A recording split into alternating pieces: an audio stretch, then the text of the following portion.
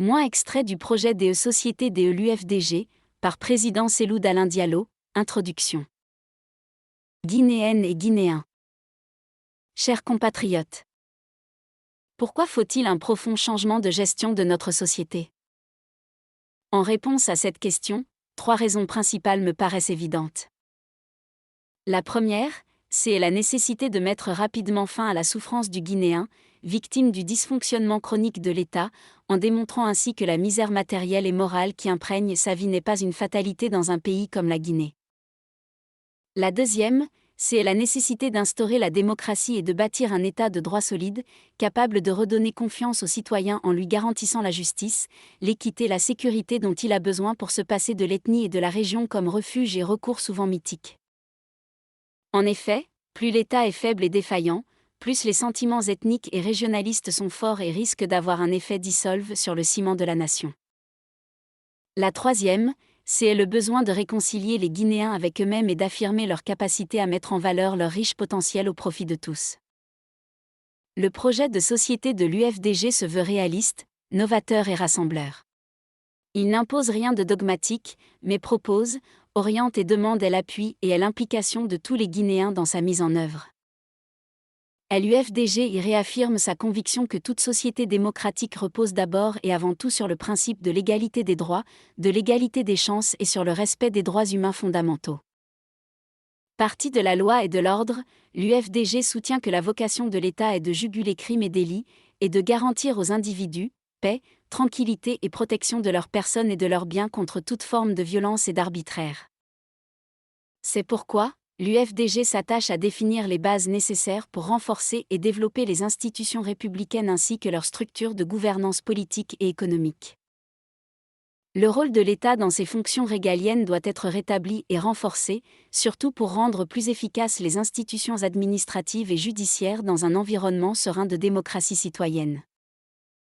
Toutes les stratégies et politiques décrites dans ce projet font du secteur privé le moteur du développement. En effet, son potentiel est indéniable dans des domaines comme les mines, le commerce, l'agriculture, l'élevage, la pêche, le tourisme et l'artisanat. La réussite des réformes dépend donc entièrement de l'implication et de la réaction des acteurs de ce secteur.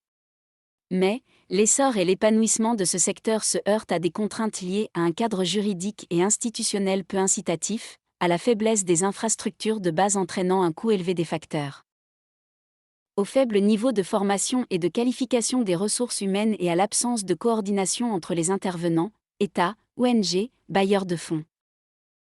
Pour lever ces contraintes, l'UFDG propose l'organisation d'une table ronde sur la problématique de développement du secteur privé en Guinée, la conception d'un nouveau projet de promotion du secteur et de renforcement de ses capacités et la mise en place d'un cadre permanent de concertation et de coordination de tous les acteurs.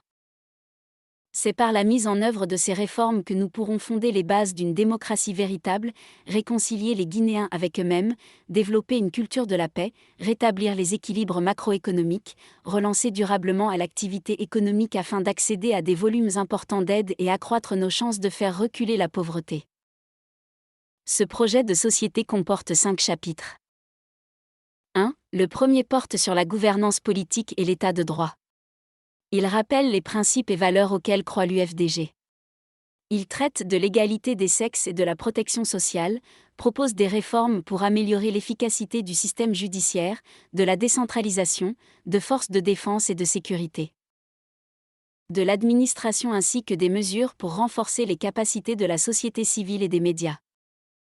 2. Le deuxième traite des stratégies, mesures et actions à entreprendre pour éliminer les sévères contraintes liées à l'accès à des services sociaux de qualité et au développement des infrastructures de base, éducation, santé, eau, habitat et assainissement, électricité, télécommunications, transports et travaux publics, routes et pistes rurales.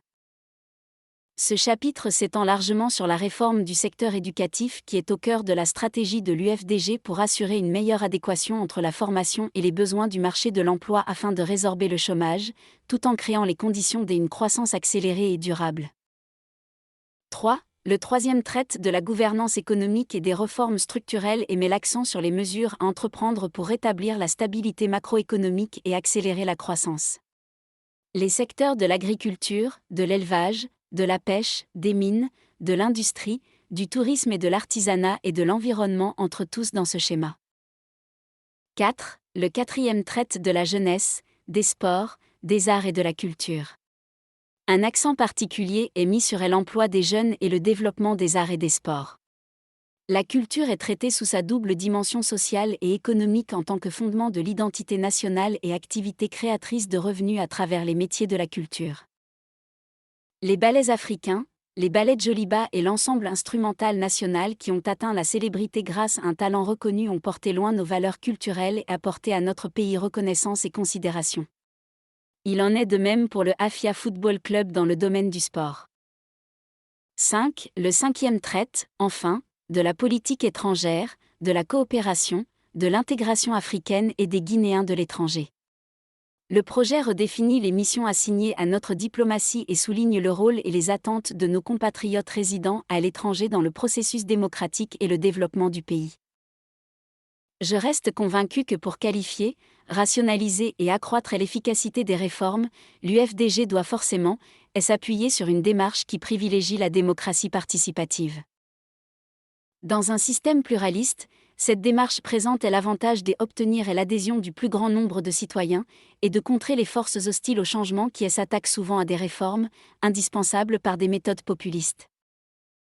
Toutes les composantes de notre société doivent se convaincre que c'est seulement en mettant en œuvre des réformes, telles que celles préconisées par l'UFDG, que notre pays pourra assainir ses finances publiques en bâtissant un système à la fois transparent, plus juste socialement et plus efficace économiquement. Le président de l'UFDG Mamadou Selloud Alain Diallo.